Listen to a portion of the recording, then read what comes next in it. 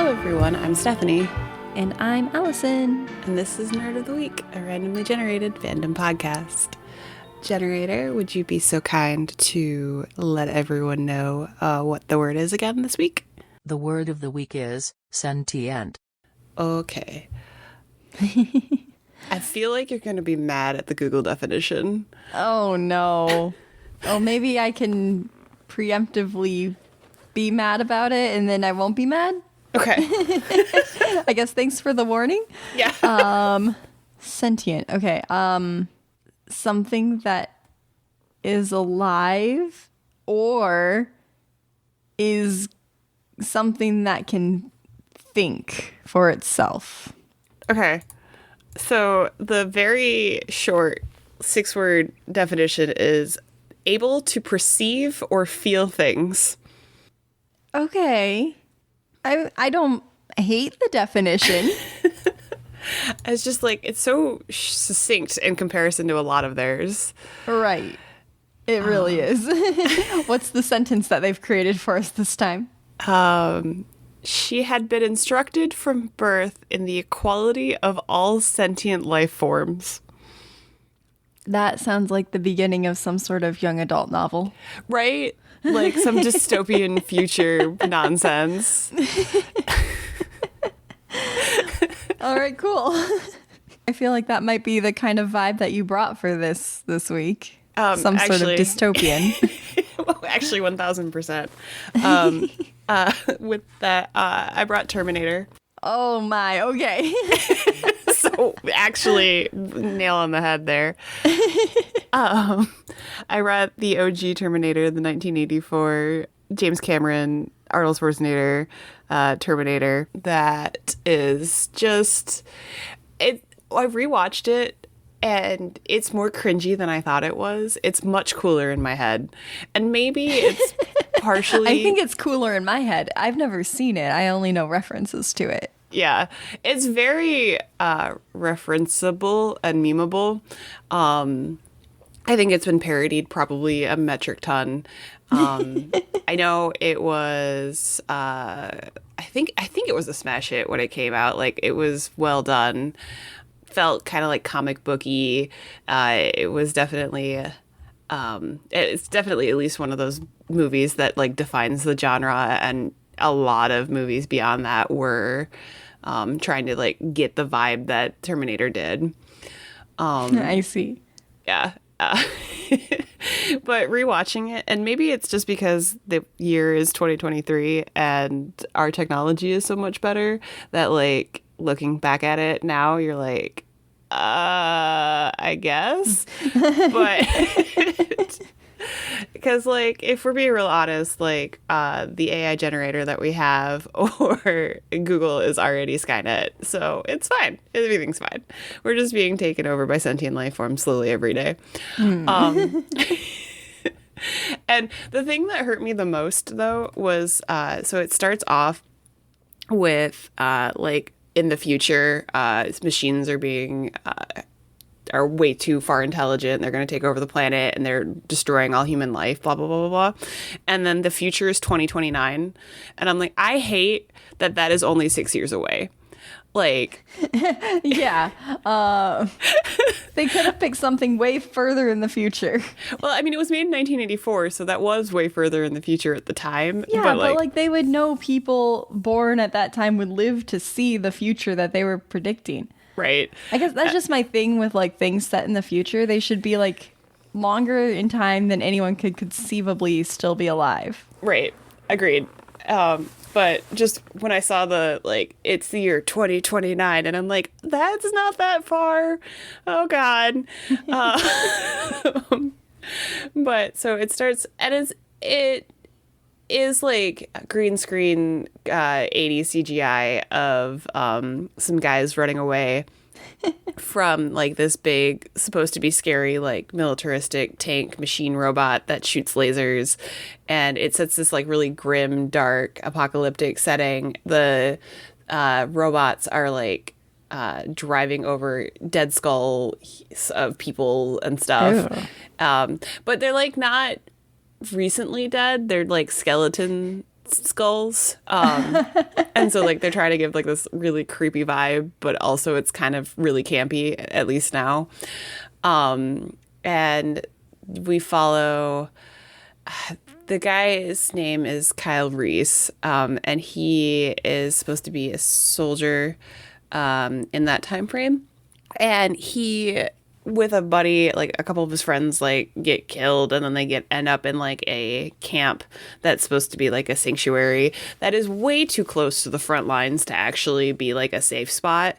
But fine. And then they have a Terminator or an assassin like robot come in and like wipe out a bunch of people, and he was supposed to be sent into the past. And so things got kind of like haywire, messed up a little bit, but he gets thrown back into 1984 Los Angeles. And so we start with the Terminator himself, so Arnold Schwarzenegger coming back in time to land in 1984, and it's like the classic, like a bunch of lightning everywhere, and then there's just him in like the superhero pose down on the ground, and then he stands up and is looking around really slowly, and he starts to walk around trying to find some stuff. What gets me about this movie is that he is a sentient cyborg robot thing sent to the past to kill Sarah Connor, and they set it up like he meant to go back to a different point and the resistance messed it up. Because like one of the jokes that's made about this movie commonly is like, why didn't he just go kill Sarah Connor or before she was born or whatever? Because the point is to kill Sarah Connor before she has her son John Connor, because John Connor is the leader of the resistance. Then the only reason apparently that the humans are still showing signs of possibly winning against the cyborgs and the robots. But wait. I have a question real quick. So if the human... Okay, I'm just assuming that we as audience members are on Team Human, but that might be incorrect. So who's the good and bad guy here? Is Terminator the good guy or the bad guy? So the Terminator in later movies becomes the good guy. But in this movie, original, he's the T-1000 Terminator, and he is... Or is he the T-800? He might be the T-800. He's a Series 800 mil. Anyway, in the first movie, Arnold Schwarzenegger is the bad guy. He is the assassin sent back to the past to kill Sarah Connor. Sarah Connor and Kyle Reese are our heroes of this story. And Sarah Connor is the mother to John Connor, who is the resistance leader. In the future, so in the future time frame, the 2029, he is the resistance leader, and he's the reason that we send Kyle Reese back in time to protect his mom, to keep the cycle going and make sure she doesn't die, so that John can be born. Does that make sense? Okay. Yes. It's a little convoluted. It's time travel shenanigans. So he's the. In future movies, they repurpose him, Arnold Schwarzenegger, and then he fights other Terminators. Him. Yeah, so he becomes like a good cyborg, and so he actually becomes friends with John, and they fight. That's the T-1000. They fight the T-1000 Terminator, who's like the liquid metal guy who comes back. That's movie 2. But movie 1 is Arnold Schwarzenegger coming back to kill Sarah Connor. Okay. One of the criticisms is, why didn't they send him to like a different point if they're so like advanced and well thought out? But like the movie actually addresses this, and like Kyle tells Sarah later on, like, we messed them up. Like they had to make a decision very quickly, so we screwed it up. Like our human randomness and our ability to be really, really annoying is the reason that the plan that they had didn't get executed. So then they end up here, and Schwarzenegger walks up to they're supposed to be like greaser kids, or like punk kids. Like they're clearly dressed up to look like what the 80s thought of teenagers. Okay. And it's like a kid covered in like heavy leather jacket with like chains everywhere and like ear piercings and like brightly colored hair and things. Like it's clearly making fun of like the punk aesthetic. And they're just they're just hanging out at an observatory, like looking through a telescope. Like, they've done nothing wrong. They're just being kids hanging out at a observatory, and the Terminator shows up and wants their clothing, and they like go back and forth making fun of him, and the Terminator starts to use like their vernacular, like picking up the speech patterns so that he can get better at speech. And then the punks one of them like starts to throw a punch, one pulls a switchblade out on him, and then I think he kills 2 of the 3 kids, and ends up with their clothes, and then has like the classic like leather outfit that he's very well known for, with like he's stolen from the backs of dead kids. He's stolen from the clothes of dead punk teenagers. And he's a bad guy. Yeah, I guess. I guess that's good characterization. He's an evil cyborg. And he gets the classic like aviator goggles. That's like part of the whole shtick and the aesthetic for him. And then we see him kind of go to a sports shop with a bunch of weapons, and he's like asking for specific weapons by name, and the guy is like, wow, you really know your weapons, like really kind of impressed with this dude. And he's like, I want to buy all of them. And he goes, that's a lot of money. But okay, fine. The holding time is like 2 weeks. And he goes, no, I'm taking them now. And then he's like, you can't do that, as the Terminator's loading the shotgun and then just shoots the shop owner.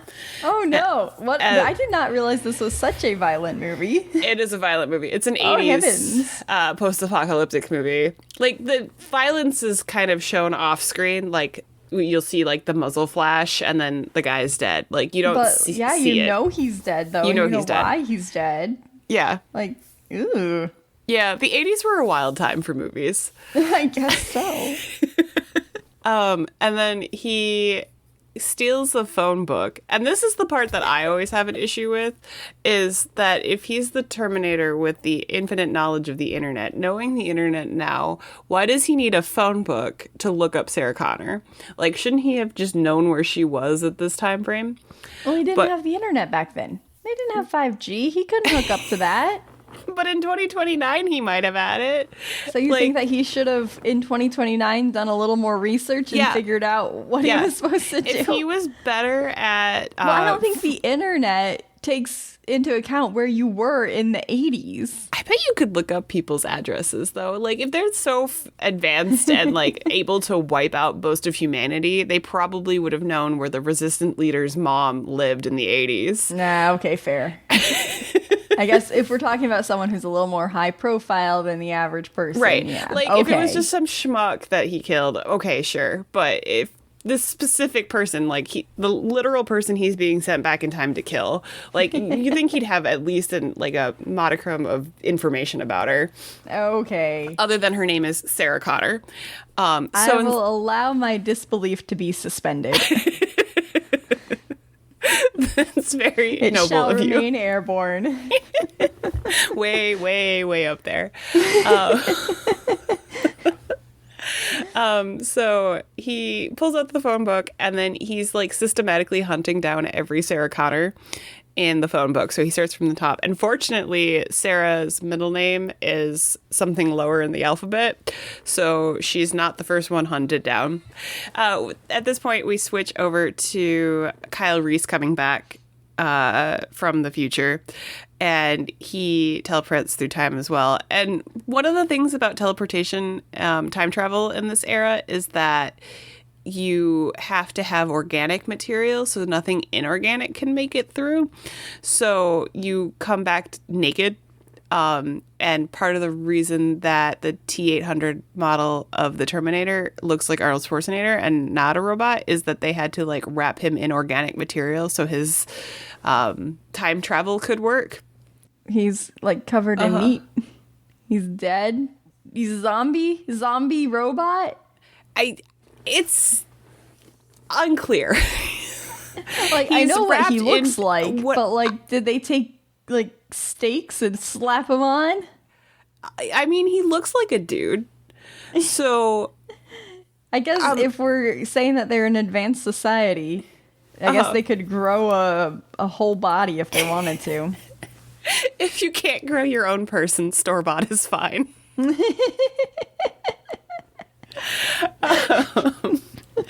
So, which is, I don't know why pertinent, but I think they were just trying to explain away some of the, like, technological failings of the 80s. Sounds fine. Okay. So Kyle Reese comes back. He kind of mugs a homeless guy who saw him come back, and then the homeless man who still has some clothes but just not, like, he steals his pants and a jacket, and then he runs away because the homeless guy flags down some police. So then there's a police chase with him, like, running through Los Angeles barefoot, which, like, kudos to this man. And then he flips them, sneaks into the police car, and picks up their shotgun that they just had, like, chilling in the front seat for some reason, and then proceeds to very unsubtly hide it in his coat jacket. Like, he has clearly got a gun, like a long shotgun along his arm covered with a coat, and he keeps, like, glancing around, like, clearly this man is suspicious, but I guess we did not care. And he goes to try to find Sarah, and then we get a switch over to the police officers that don't play a major role in this film, but, like, I think they were trying to find a way to transition to Sarah. But they also were able to get, like, Paul Winfred and Lance Henderson, so I think they wanted to use them somehow. And so the police are Ed Traxler and Detective Hal Vukovich, something like that. And they are bringing attention and, like, hey, there's, like, been some, like, 3 or 4 killings in the same day, and they're all named Sarah Connor. So, like, what is happening? Why? This is a weird serial killer. But, like, clearly we need to find anyone else named Sarah Connor and protect her. And so they're trying to locate any remaining living Sarah Connors in Los Angeles, which is apparently just the Sarah Connor that we care about. And she is played by Linda Hamilton, and is a, like, 20-something-year-old waitress who is living with her friend Ginger. And the first scene they have is them, like, classic, like, 80s big hair, getting ready for a night out, and way too much hairspray. And she answers the phone, and Ginger's boyfriend starts talking dirty to her, and she, like, lets it go for a while and trying not to laugh, and then she's like, hey, how you doing? And he's like, crap, is Ginger there? And it's a really funny scene, and very, like, how it would happen with roommates, of, like, if the roommate had an SO, like, you would just know them and harass them way too much. And then Sarah discovers that the guy she's going out with bails on her again, so she doesn't get to go out to the party. And they're like, she could still go. Right. And she's like, no, it's okay. I think I'm just gonna, like, go have a night in. And she also has, just as a random aside that also isn't super pertinent, but I've always found really funny, is she's got, like, a gecko who goes missing. So she's just like, I'm just going to hang out with my gecko. And they're like, are you sure? She's like, yeah, I'll be fine. And then they go. And then I think she goes out to get something to eat or something, and starts to discover the Sarah Connor connection, and tries to reach out to the police while she's out trying to just go get something to eat. And Kyle Reese has located and found her, and is, like, does not approach her to talk, just is stalking her like a weirdo. So she's starting to see the name connection, and she's being followed by this random guy. So she slips into a club where she can call the police. And, like, kudos to her, because, like, Kyle did not start off doing this well. Like, he has no social cues whatsoever. And she calls the police. They tell her to stay there and just stay where there's a lot of people.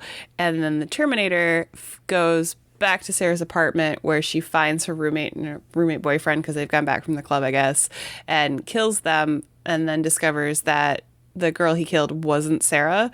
So then he goes to try to track her down using her like school ID or something. And so the Terminator shows up to the club. I think she called to tell Ginger that she was hiding at the club for a little bit and not to worry about her. And then he figures out where the club is and goes there. And then there's a scene of him like walking by the bouncer who's like, hey, this guy didn't pay. And he just straight up punches the dude and then tries to shoot Sarah, like walks up just with gun at her. And then Kyle from across the bar shoots him with a shotgun. And then we have the iconic line of "Come with me if you want to live," and which I think has been quoted so many times in so many ways. But from there, they go on a kind of wild, hijacked police car ride chase through the city.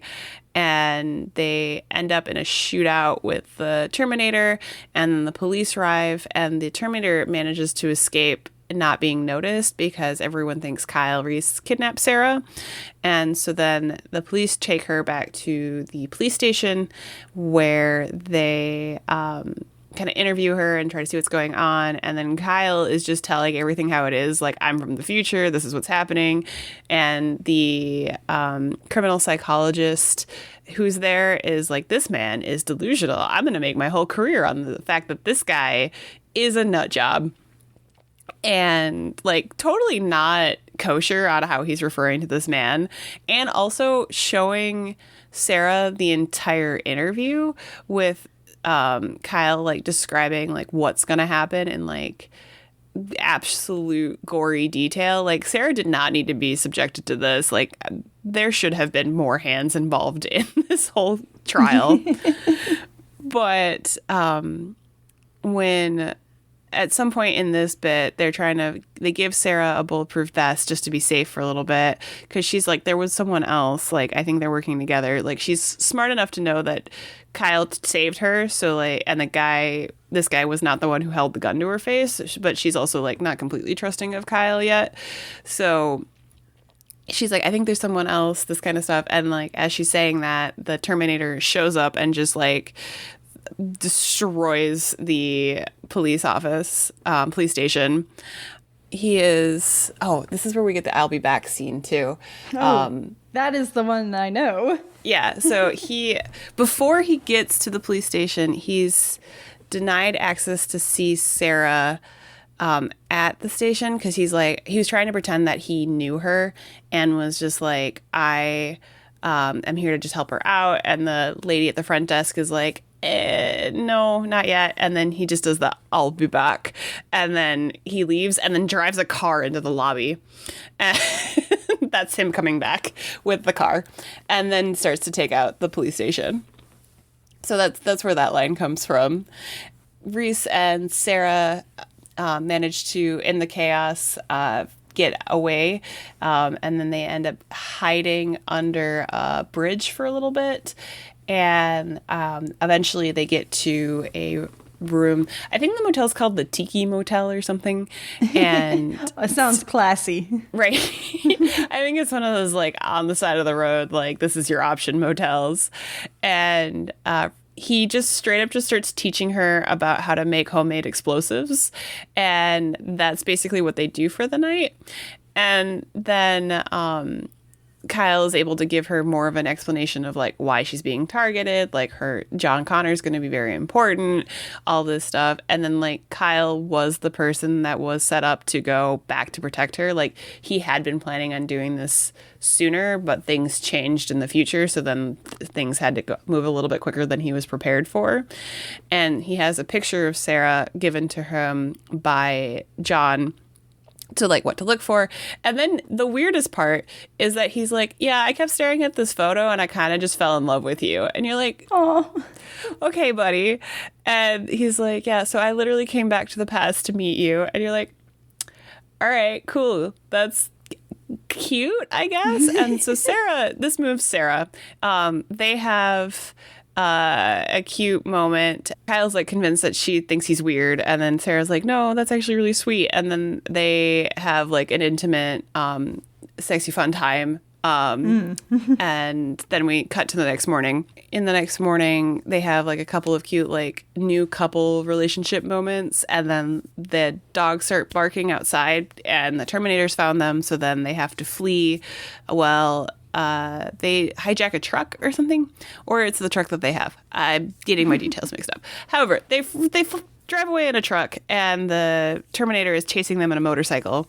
Unfortunately, Kyle gets shot and is mortally wounded and dies. So then Sarah's left alone, running away from the Terminator, and they end up in admittedly, it's some kind of hydraulics facility with like, it's supposed to be like, I think like an assembly line or something. It's just a bunch of machinery. I've never actually known what this place is, other than it's a like bunch of like metal walkways and like machines moving around and things. Basically like a video game set piece to like run away from the big bad or like have the villain fight.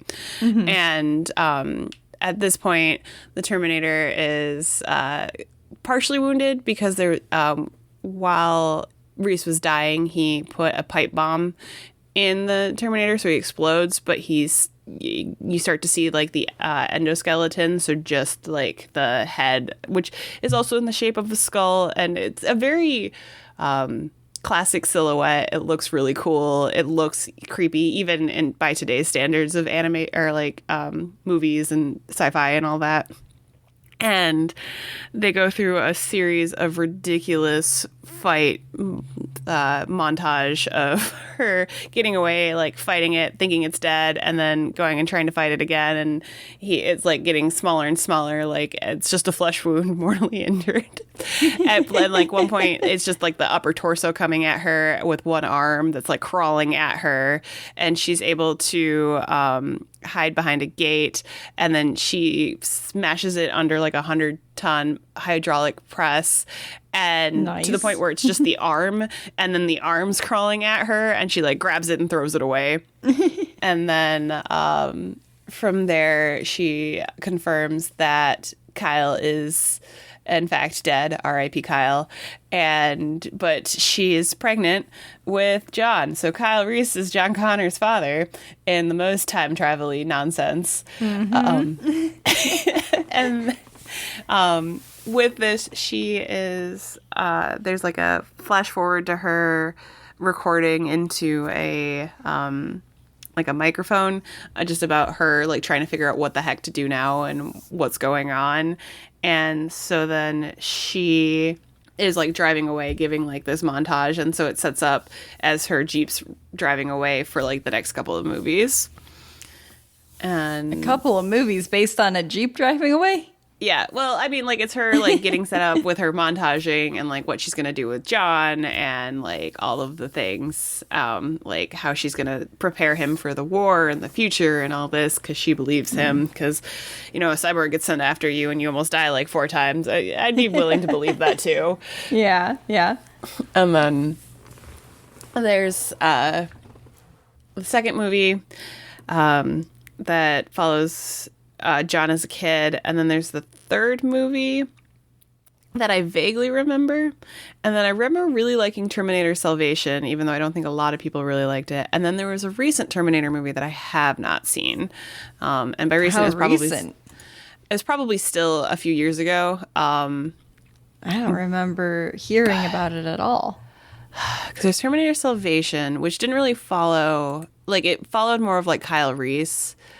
So Terminator 2 was Judgment Day in 91. Rise of the Machines was in 2003. Salvation was in 2009, and that makes me feel real old. Terminator Genesis was 2015, and then Terminator Dark Fate was 2019. And the first 2 Terminator movies are the best. The Rise of the Machines, I don't think, had great reception. And Salvation, Genesis, and Dark Fate, from my understanding, like, people like them. They just don't have the same hit and impact like the first 2 movies did. Mm-hmm. I might have to watch Dark Fate, because I really love Sarah Connor. Like, as she gets to be kind of a badass in the second movie. Like, she goes crazy military training. Like, I really like her. And she gets thrown a crap deal. Like, hey, get pregnant with this guy who then dies and leaves you alone. And now your son's going to be the leader of the resistance. Good luck. And she handles it very well. So. You know, if anyone from the future comes and tells me what's going to happen, I guess first, if I believed them that they were from the future, then I would coincidentally believe what they had to tell me and probably follow through with the things. Right. But I think it's the whole, like, oh, you're from the future? Yeah, that's plausible. That would get me. Right, yeah. Like, you're going to have to prove it. Yeah. A like, lot. take me to the future with you so I can see. I don't know. Or if you can't time travel back to the future, you better have deets, like solid details that have not happened, that will happen, so that I know that you are. Right. Because I get not being able to go back if the technology's not there. But, you know. Okay, we'll allow it. Continue to allow your suspension of disbelief to be way up there. Yeah, the suspension is flying off the rails. That's not a turn of phrase. Okay. It is now. Hooray. Okay. Perfect. Well, maybe at some point I'll watch The Terminator, probably with you. Yeah, I'd watch it. And maybe I will have less of suspended disbelief and I'll just get into it and be fine. Well, interesting. It's not one that I would have thought of for Sentient, but it makes total sense. Heck yeah. All right. All right. Shall I give you a quote? I would love a quote. All right. I was quite pleased with this quote. Oh, God. I stumbled across it completely by accident, but it was perfect. So, I love this. What is orb but a sentient sphere who insisted it was a horse? What? That's amazing. I have no idea what it's from, but I love it. I'm surprised you don't know where it's from, but I probably will once you tell me, but I think so. Okay, well, think on that for a bit, and I'll talk to you about my thing. Okay. Okay, so as people may recall from last time, I did talk about one of the Lord of the Rings movies. Heck yeah. And today, guess what we're talking about? Is it the second Lord of the Rings movie? It sure is. Yep, we're talking about Lord of the Rings, The Two Towers this time. I'm curious how Sentient fits in with this. Well, I'll just tell you right now, because I might forget to mention it during the synopsis, because I'm prone to messing up that kind of thing. So the reason I picked Sentient, it really could have gone for the first one as well, but it's because of the ring itself. Because it always like calls out to Frodo and the Nazgul and like compels Frodo to do things. That's fair. Everyone's always like, the ring wants to go back to its master, like kind of giving it that personification and sentience. Yeah, so, it feels things, and that's half the definition. Exactly. So that's what made me think of this, or rather, how I managed to fit this into the word. I got you. So yeah, we'll get on with the synopsis, keeping that in the back of our heads that it's happening this whole time. I feel like this movie in itself, though, doesn't really focus on Frodo and Sam with their quest of the ring quite as much as other things. Yeah. But that's okay. We'll get into all of that. So this one actually opens up with Gandalf and has like a little flashback to the first movie where Gandalf was fighting the Balrog in Moria and it pulls him off of the ledge. So you'll remember in the first movie, the rest of the party kind of like went on and did other stuff after Gandalf supposedly died. But this kind of like winds us back just a little bit.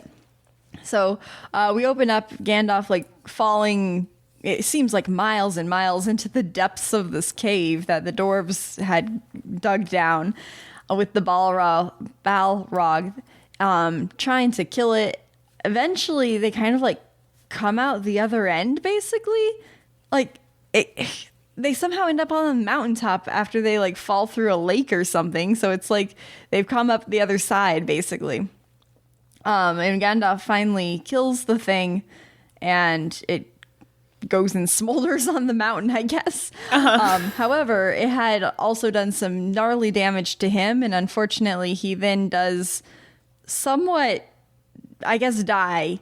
Gandalf doesn't really die, though. He just, like, reanimates.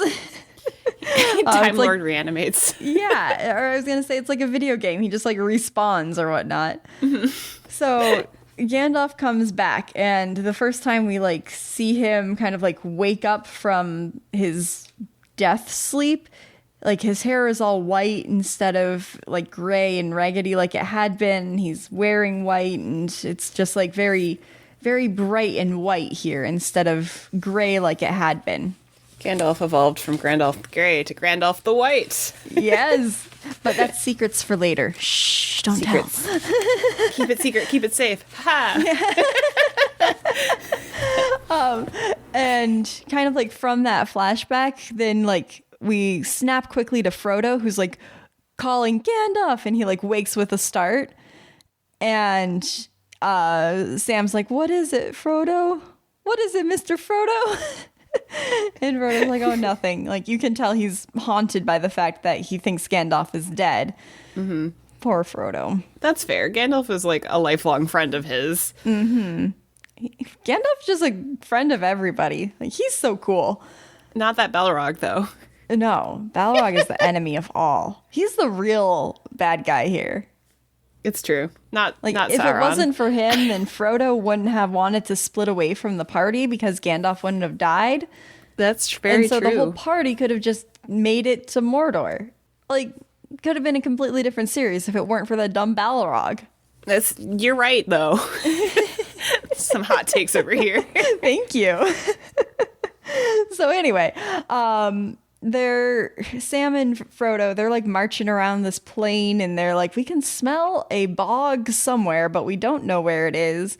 And then Sam's like, I think we've seen this rock before. And Frodo's like, we're going in circles. It's awful. And then there's like this is a really dumb scene where they've just commented on how they're going in circles. And then just kind of out of nowhere, it zooms in on Frodo's face, and he like looks hauntingly to the side at Sam. And he's like, we're not alone.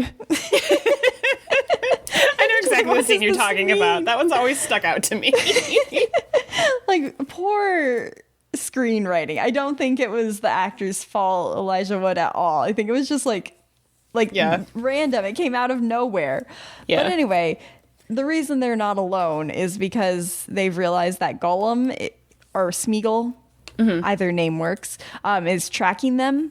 Because he is also being kind of called by the ring, and he wants it back because it's his precious. His precious. His precious.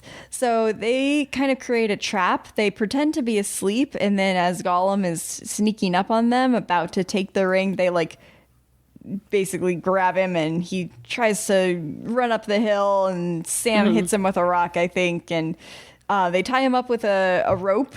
And they're trying to convince him to like come with them and help them get into Mordor because he's been there before. Because he was kidnapped. I think I mentioned this last time, where he was kidnapped and tortured. So that's how the Nazgul knew where the ring was in the Shire, because they got the word Baggins Shire out of Gollum at that point.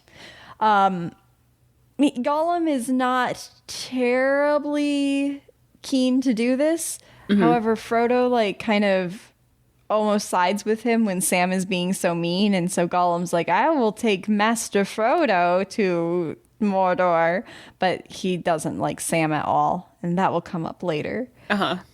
Well, yeah, I'll just kind of finish out the plot of what we see of Frodo and Sam in this movie, because I'm going to forget to jump back to them later if I don't just finish it now. That's fair. In the movie, it's not the order of the scenes. We do have like some jumping back and forth, but basically, as they're going, Gollum, he kind of like goes through this character arc where his poor fractured mind, he has basically multiple personality disorder. And so one evening he's like fighting with himself, and he has like this like really mean spirited like wants the ring, one-minded kind of side, which is the Gollum side. And then there's like the nice, like actually wants to see the good in Frodo side, which is the Smeagol side. And it's kind of filmed where it's like he looks in different directions, but the camera like films from different sides. So it looks like he's kind of talking to himself essentially. And just amazing acting by Andy Serkis. Oh, yeah. Yeah.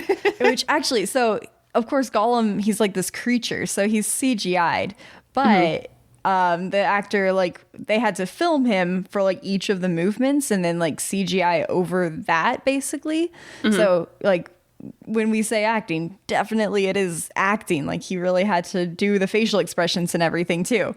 Yeah. Which is really cool. Very good technology for the time. So anyway, in this one evening when Gollum is debating with himself, he like finally like yells at the Gollum version. He's like, "Go away and never come back." And he like basically like shuts that part of his mind down, and so now he's just Smeagol. And like he really truly has Frodo's best interest in mind, and like he's not so much focused on the ring anymore. He just like kind of wants to help Frodo. He feels like that's his purpose in life now. But Sam obviously didn't realize this had happened and still doesn't trust Gollum, and so Sam is still like this big bully to him, which ultimately is kind of the downfall here. Because like Sam's just constantly being mean, and Gollum, or I guess the Gollum part of the mind, kind of like keeps bubbling to the surface of like, nasty hobbits, we can't trust you. And he does come up with this like evil plan, basically to get them killed. But he does for a while he's in Smeagol form, and even when he turns back into Gollum, basically, he does do what he promises, which is start leading them to Mordor. So he eventually takes them through the swampy bog, and it was the site of a great battlefield, and there were all these dead corpses. Frodo almost falls in and is like basically attacked by a ghost, but Smeagol saves him. And he's like, "You can't follow the lights, master. It's no good." And basically navigates them through there. And he says, and this is much quicker than what the orcs do, because orcs don't know this way. So good on him. He got them through safely. They eventually reach what's called the Black Gate, which is basically the boundary of Mordor. And there's this army of men from I think the West. Yeah, I think it's men from the West are like marching in. And they like see that there's an opportunity for them to get into the door, but they accidentally like kind of tumble down a hill and makes like this big like landslide kind of thing. The men like kind of start coming to investigate, but luckily they have these elven cloaks that had been given to them in Rivendell that they can pull over them and basically like blend in and look like boulders. Like they're very magical looking capes. So they are not discovered, but also the Black Gate closes behind them. So the hobbits and Gollum can't get in. But Gollum says, "Don't worry, there's another way in. It's up the stairs." But what he means by that is there's this awful staircase that they have to climb up that's like more just like crags on the rock, and he's gonna take them there, and that's gonna be the way they get in. That's I remember in the watching next that scene and being like, God, I would not be able to go up that. I know, it looks so scary. It's so high up. I think they do meet Faramir in this movie. I hope it's not in the next movie that they meet Faramir and I'm jumping ahead. I'll just go ahead and tell you about Faramir anyway. Okay. Just in case, and sorry if it's actually in the next movie. I think he's in this movie. This is what happens when I watch all of the movies too close together. I kind of forget what's in what, because it's just one long continuous story. So anyway, Faramir. Yeah, Faramir's in this movie. Okay, good. Yeah. Perfect. So Faramir is the brother of Boromir, who had been in the Fellowship but died, if y'all remember that from last week. Rip Sean Bean. But he basically like captures Frodo, and Gollum is able to sneak away before he's captured. But Faramir is like, what are you doing? Where are you going? And at first Frodo doesn't want to tell him. He's just like, we're traveling. We're trying to reach Gondor. I think he actually says he's trying to go there or something. And then he's like, well, what about your slimy friend? And Frodo lies and like, there was none other. It was just us.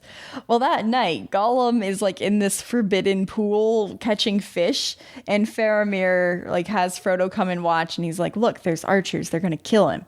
And like, sure enough, all around the edges of the pool that Gollum hasn't noticed yet, there's all these archers, and they're trying to like, well, they're about to kill him on Faramir's cue. But Frodo says, no, don't do that. This creature is bound to me and I to him. So basically exposing that he had lied what happened.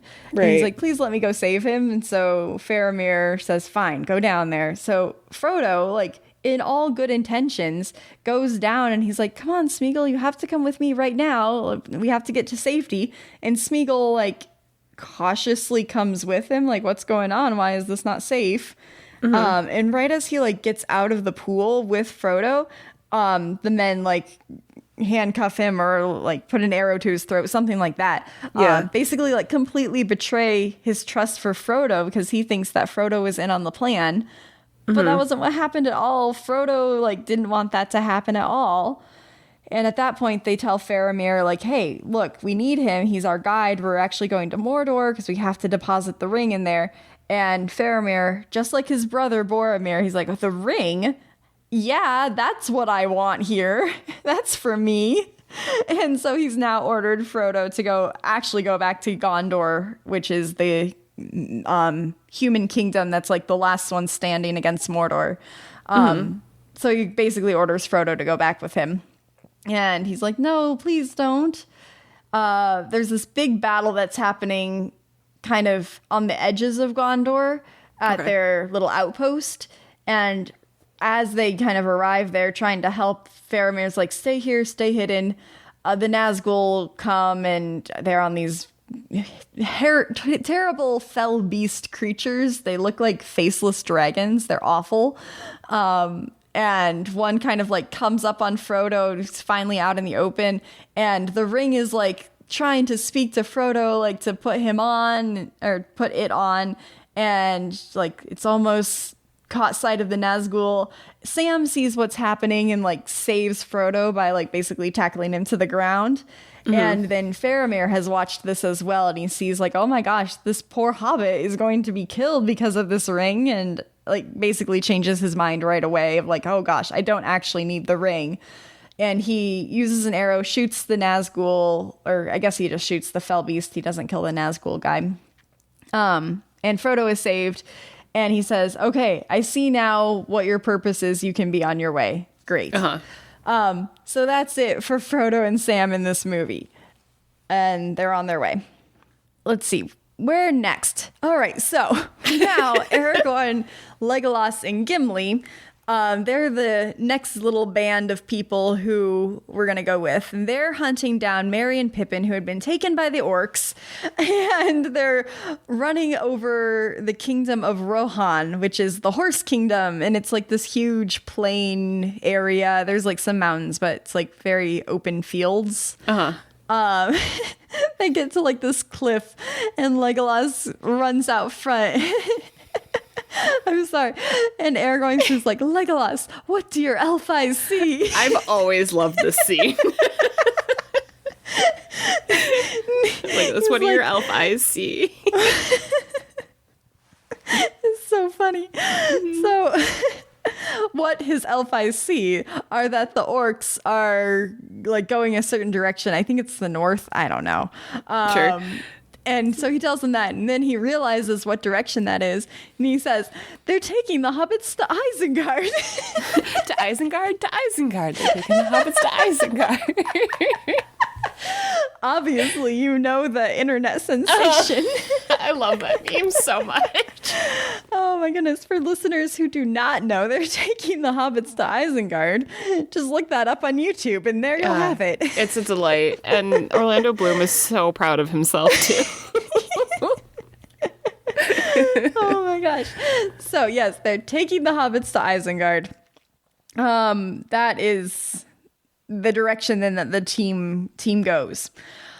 Quickly, just a little sidebar here. Saruman is trying to basically overthrow the kingdom of Rohan because they also are a kingdom of men that's trying to stand against Mordor. So he sends his orcs out to kill them all, and we like see this little village.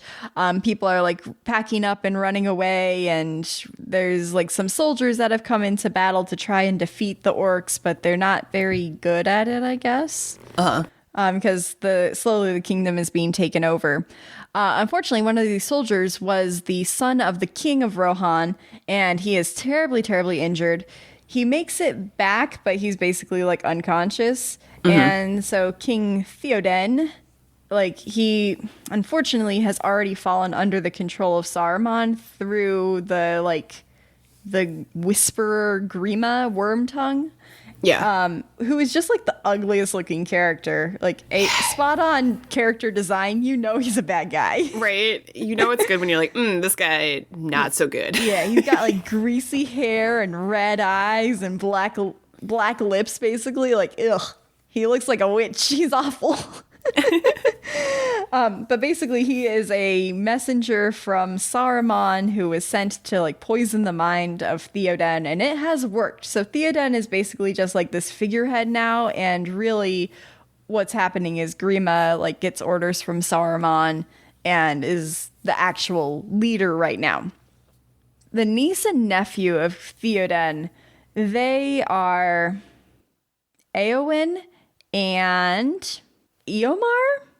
I think that's right. It's Éowyn and Eomar. So Éowyn, the niece, she like is very sad that the son of the king has been terribly injured. You also see that she's kind of like the last sane one standing in the castle, essentially. And she sees like that Grima, she sees through his disguise, and she's trying to find some way to overthrow him, but can't because she's the only one on her side, basically. Her brother is excommunicated for like speaking badly against Grima. So he takes a little party, and they're now going to like roam Rohan kind of roguishly, I guess. They're not under the king anymore. Right. So that's kind of the state of Rohan right now. It's not good. This little band, though, they do encounter the orcs, which quickly we had gone to Pippin and Merry. They were trying to find a way to escape the orcs, which one of the orcs is like, we should eat the meat from them. And one of them's like, these ones aren't for eating. He's like, well, what about their legs? They don't need those. And the orcs like start fighting amongst themselves, and it's like this battle, and Merry and Pippin like see an escape, and they like try and start crawling away, but then another slimy little orc like stops them. He's like, I got you now, try and scream, see what'll happen, no one's gonna save you. And then an arrow shot through his head. They were saved. It was an arrow from this little band of the excommunicated Rohan. And basically they had come across this orc camp. They didn't know the hobbits were there at all, but they luckily slaughter all of them. And during that whole time, Pippin and Merry were like trying to escape, but it kind of ends on a cliffhanger from that scene of like this horse bucking up and coming down like zooming in on Merry's head, basically. Like it looks like it's going to stomp on his skull. And then the screen goes black. Well, Legolas, Gimli, and Aragorn, they come across the Rohan the next morning, and they're like, did you see a band of orcs? And they're like, yeah, we just killed them. We burned all the bodies, and we left none alive. And everyone's like all sad, like, oh, we had friends among that party. What'd you do? And Éomer, he is like, he's sad that he has done this thing that he didn't realize he did. But like, he can't do anything about it now. Right. He says, well, go look and see if you can find any remains of them, I guess. And, you know, be careful if you go talk to the king, because he doesn't recognize friend and foe anymore. So kind of giving them a little warning there, which is good. Yeah. Aragorn, being the ranger, he like can read all of the signs on the ground. He's very astute with different changes on the landscape, which seem a little suspect sometimes, But he basically, once they find this burning pile of orcs, he like looks down on the ground and he's like, "Ah, a hobbit laid here, and the other one here. Oh, but look, then they rolled over here, and we see there was a scuffle." And it's like, how can you tell what happened just because some blades of grass were trampled on? He's a really good ranger, okay? I guess so. But the way they film this scene, it's like he kind of says what's happening, and then like we flash back to like the scene with Merry and Pippin, what they're actually doing. And so it's like their bonds were cut, and we see Merry, like there's a sword that's fallen on the ground, and he like quickly like shaves down the rope so that it splits open. And then they're like, and then they spun over here, and look, here's their belts. And it goes to the scene. One of the orcs like grabbed onto Merry's belt, and he like quickly unbuckled it so it fell off, but he could be free.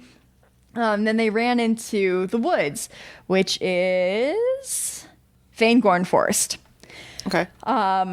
While they're there, that stupid orc keeps following after them. They're like, we have to climb a tree.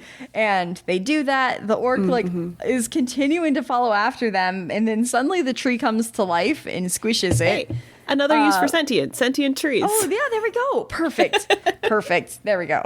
But it's not really a sentient tree. It's an ent. So... I mean, it's kind of a sentient tree. I know it looks like a sentient tree, looks but like a sentient apparently tree. It's a different being. You're right. So anyway, Merry and Pippin meet the Ent, and he says, "You look like orc mischief." And they're like, "We're not. We're hobbits. We're from the Shire." And this poor Ent, he has no idea what the Shire is, but he's like, "We must ask the White Wizard." And they're concerned about that because they think the White Wizard is Saruman. Yeah. And so they look suspiciously at each other, and we don't quite get a resolution to that, unfortunately. Yeah, that takes a long time, huh? Now we're going to snap back to the next day. Aragorn, Legolas, and Gimli are going back into in Fangorn Forest. They're like, well, we have to go find him in here, I guess. They are going cautiously because Fangorn Forest is very old, and like the trees are angry in there and whatnot, and so they have Gimli like keep his axe hidden so it doesn't scare the trees or anything. And then Legolas with his elf eyes, before he even sees what's coming, he's like, the White Wizard approaches. I have no idea how he knew that. Like, how would he know the color of whatever person is coming? Magic. But anyway, so they all get ready, and then there's like this big flash of light, and the arrow that he shoots is like cut in half, and Aragorn's sword catches on fire, and then after the light dims, it turns out to be a White Wizard, but it's not Saruman, it's Gandalf. Hooray! And he assures them that Merry and Pippin are just fine, so don't worry. But now they have Gandalf back on their team, which is hooray, happy. Hooray, we got the wizard. Anyway, Gandalf, he's like, all right, cool. Let's get down to business. The hobbits are safe. We got to go save Rohan from itself. So they march into Rohan, and Eowyn, the niece, she's like fed up with what's going on. The king's son has finally passed away from his wounds, and she's just like morose. Like she feels so trapped, and there's nothing she can do. And then she sees these mysterious travelers coming up to the castle. At the castle gates, they're greeted by the castle guards. They're more in line with Eomer rather than the king, but they weren't exiled, so they're still like the castle guard, basically. Right, yeah. They were instructed to take all of their weapons, and apparently Grima had also asked them to take Gandalf's staff, but they didn't listen because Gandalf says, "Oh, you wouldn't part an old man from his walking stick, would you?" And they're I've seen this scene parodied so many times, and like with the amount of weapons that they just take out. Right? Like just more and more weapons. So anyway, Gandalf is allowed to keep his walking stick, and they go in and trying to talk to Theoden, and he's like, "You have no power here." And it's not really him talking, it's Saruman like talking through him at this point. Yeah. And Gandalf like gets all Gandalf-y and powerful and expels Saruman, which in the end of the scene, we like flash up to Saruman's tower real quick, and we see him like thrown against the wall as he's like basically thrown out of Theoden's mind. It took me so long to understand what was happening in that scene because I'm like, why are we just flashing to this guy and he's just like flailing about? Right? I don't think I really understood it when I was little either, but I got it right away when I watched it this time, so go me. Hooray. Growth. So anyway, Theoden is now free, Grima is now exiled, and basically that he's like, I'm really sorry for my absence, and obviously things have been mismanaged, but we're gonna put an end to that. And Gandalf says, okay, well, you can do that by defeating the orcs that are running loose on your land. Mm-hmm. And Theoden's like, oh, but wait, we're not going to do that. Sorry. We're going to go hide instead. Lol JK. Yeah. Like, I want to help, but actually, no. What he really wants to do, he wants to protect his people, and he doesn't understand exactly what the goal of Mordor is. Right. Which is annihilate all people. It's not just, like, defeat the rulers and install ourselves as the rulers. Like, they want to kill everyone who is not the orc. Right. So what Theoden thinks is going to happen is that they're going to go into this little, like, stronghold that they have, which is called Helm's Deep. Mm-hmm. And they're basically just going to, like, outlast the orcs. But that's not what's going to happen. We've flashed back over to Saruman's tower a few days later, and Grima has made his way back there. And this is, I also think, really dumb. Saruman's been working on a little experiment here, and Grima says something like, but how will we disintegrate the stone with stone? And basically Saruman, like, lights it on fire, and he's created a bomb, basically, a little explosion. And it's like another suspension of disbelief. Like, why is this the first and only time that we have explosions in Lord of the Rings? Oh, I guess Gandalf has fireworks. He does. That's true. Okay. I guess not as dumb as I thought it was. Never mind. But they don't use explosions for a lot of the battles. Like, this is the only time they put it into battle effect. I mean, like, it's probably very expensive or a very rare limited resource. Maybe. I guess so. But even with the explosion, Grima is like, but I don't think that's still going to work here. And then Saruman takes him out on his balcony. He's like, behold my armies. And there's like millions of orcs just like at the ready to go march. Like, it's an expansive army that he's generated for himself. And so he talks to his orcs and he's like, go on, go kill them all. And they chant back, hooray, let's do it. So they do. They march on. They are going to Helm's Deep. As everybody is evacuating from Rohan into Helm's Deep, you kind of see like Gimli, Legolas, and Aragorn kind of like, you know, just chatting with the people, chatting with Éowyn, becoming friends with them. However, Éowyn, gosh, like I half want to like her and half hate her so much. Because she starts trying to flirt with Aragorn and, like, thinks that he likes her. You can't blame her. He is an attractive man. She had to shoot her shot. I know, but it's just like, come on, you're a horse girl. He has an elf woman. You don't want a horse girl. Come on. Okay, hold up.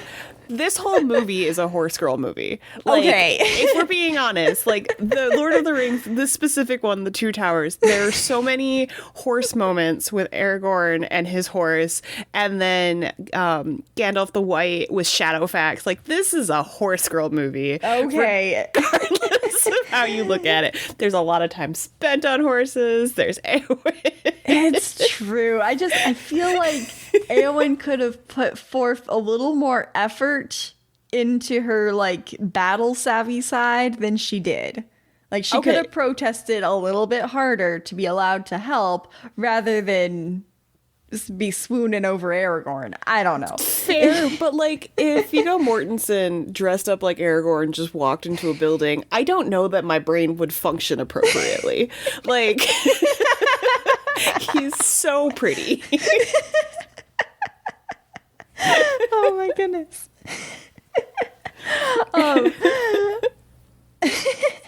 As So as they're flirting, basically, he less so, her more so. They are unfortunately attacked by a pack of like scout orcs, and she is actually put in charge of like leading all of the women and children and elderly off to Helm's Deep while all the fighters kind of stay back. That was unfortunately, well, I mean, good for her in like self-preservation, but like she couldn't help with anything that was going on here. Throughout all of that, Aragorn unfortunately like gets cornered on this mountain top, and an orc like lunges at him and they fall over the edge. And unfortunately then Theoden, he's kind of ruthless, and he's like, we must leave all of the dead. So poor Gimli and Legolas, they're like, but our friend, he fell off the edge. And he's like, nope, we can't go find his body right now. We got to keep moving. So they just like leave Aragorn for dead, which he almost was, except his good horse. Speaking of good horse moments. Horse movies. Yeah. He comes up and he snuggles him and he's like, I got you, boo. Yeah. And then gets him on his back and like freaking saves him. The horse are their own characters in this movie. It's That's a horse true. girl movie. Okay, fine. He does have a very good horse. I love his horse. He really does come and literally saves him. So finally he makes it to Helm's Deep, and miraculously is, even though he was just half dead about half a day ago, he is now ready to fight in the Helm's Deep. He's a really good ranger. I guess so. Gandalf, this whole time, he had not gone with them to Helm's Deep. He has vital work he must do. So he's not there. He says, look to the east on the dawn of the third day or whatever. And they're like, okay, Gandalf, we're counting on you. Well, the orcs have arrived. It starts raining. Oh, actually, some elves arrived as well, which is great. I think Gandalf maybe sent them too. And they're like, we should strike up our alliance with the men again, because elf and men used to be fighters together, and if we're going to defeat this enemy, we have to work together. So hooray, they're there to help, which is great. The battle for Helm's Deep is really long, and basically it's just that orcs keep coming further and further into the stronghold. Like, their little explosion does work to get them over the wall. And then they like keep just infiltrating deeper and deeper until basically there's only a few walls left between them and the caves where the women are hiding. And Aragorn, he hasn't given up hope yet, because it's not dawn of the third day yet, and he knows Gandalf is supposed to come. So he convinces Theoden. He's like, come on, we gotta ride out for glory there, and, you know, give the women and children some time to escape through the back exit. And Theoden finally agrees to something reasonable there, and so out they ride with the rest of the people who are still alive, I guess.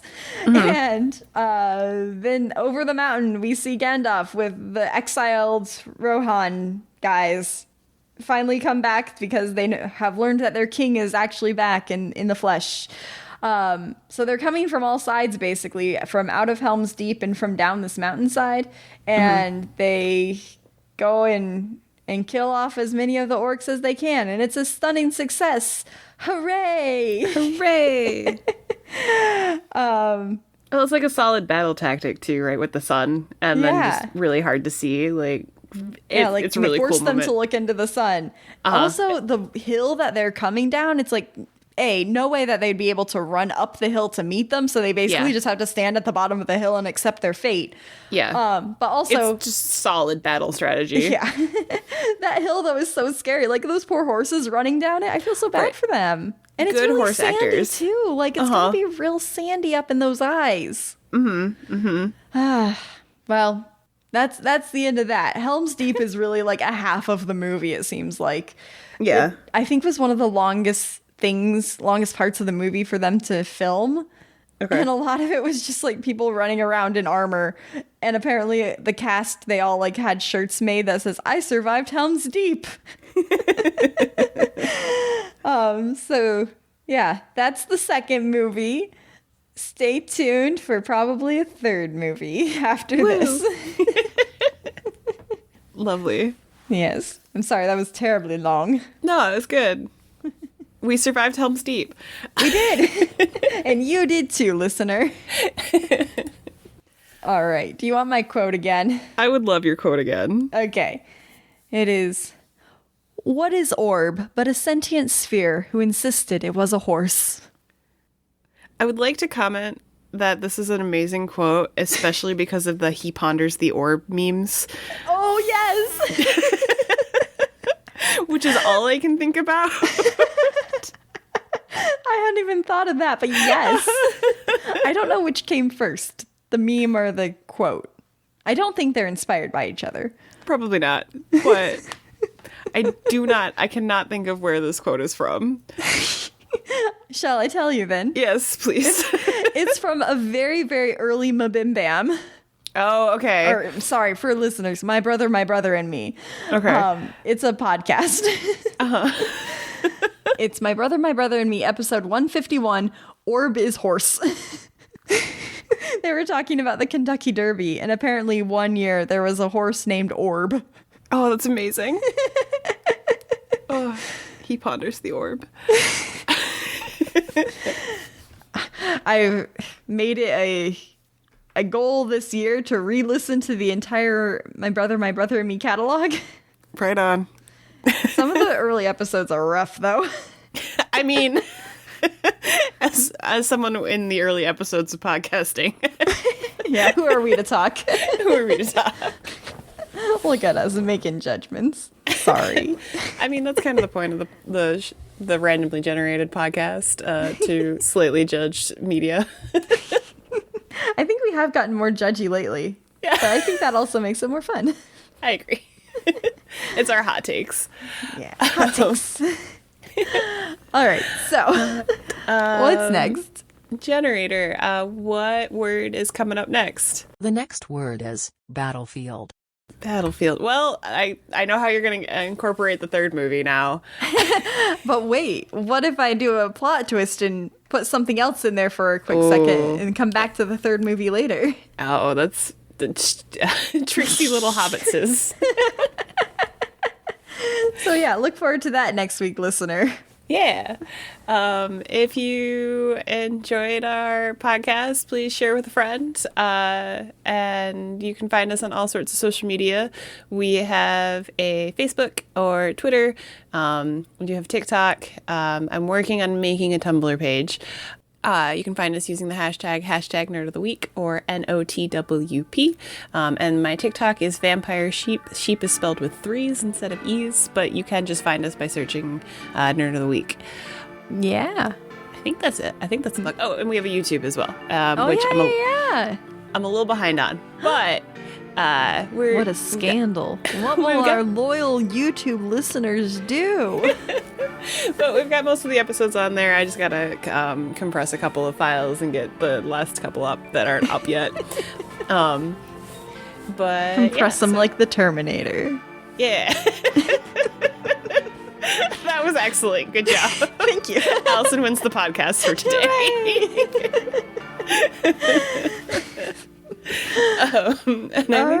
I think we're at the end. Thanks so much for listening. As always, I've been Stephanie. And I've been Allison. And remember, this is not a pyramid scheme. We could compress a pyramid, though. That would be very intense. Okay, bye. Okay, bye.